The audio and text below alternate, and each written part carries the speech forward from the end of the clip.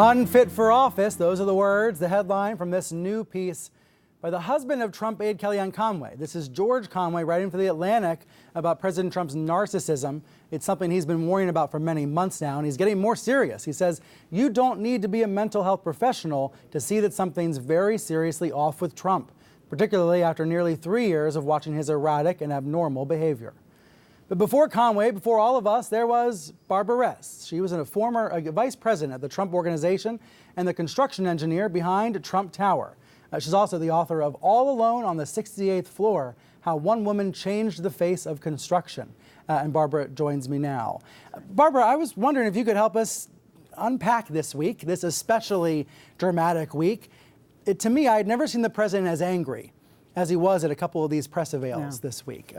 So we'll get into Conway in a minute, but had you seen that kind of anger before? Is this new to you too? No, I've seen it before. Yeah. Yeah.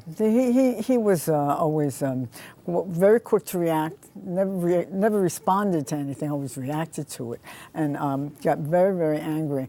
He had this notion that everything that happened that was bad was directed at him, like they were after him, people were after him, even with the new thing with the impeachment and the whistleblower's letter.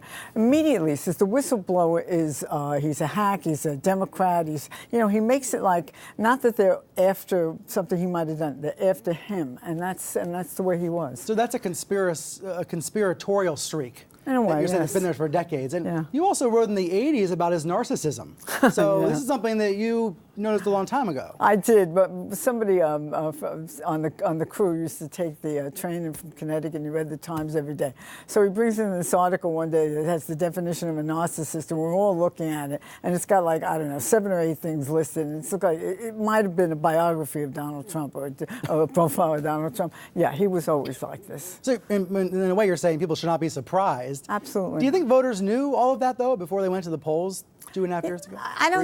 I don't think anyone really knew because people are constantly surprised. And, I am surprised a little bit, too, at some of the things he does, but it's Why? not. Because it's worse or better? Why are you surprised? Oh, I'd say it's worse.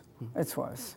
One of the things that surprised me was the comment about women's, assaulting women. That I never ever heard him talk anything like that. So that kind of thing. Telling the Russians that he didn't care about election meddling, that was a stupid thing to say, and I never thought of him as stupid. So that surprised me. But otherwise, no, this is Trump. Sometimes I say Trump squared because he's had, since I knew him, many, many years of fame and fortune and getting richer. And now he actually does believe he's a stable genius. And he does believe he can shoot somebody on Fifth Avenue. And so far, it looks like he can. And when Kellyanne Conway's husband says he's unfit for office, do you agree with that assessment? I do, yes. But I thought that when he was running, and not for necessarily the mental reasons that they talk about, but because he didn't have the experience, lots of different things. So how do you see this ending now? Does it end at the ballot box in a year? Does he make it to a second term? Does he resign as a result of impeachment? What do you think? It's funny. People ask me that, and I'm thinking, it's hard to say my opinion on national TV because I could very well be wrong. But let me tell you what I thought. I think that he does a lot of things to save face, and I could give you examples, but we don't have time. But there are some things that he can't control, and he's now at the point where he can't control this. He can't do anything about this.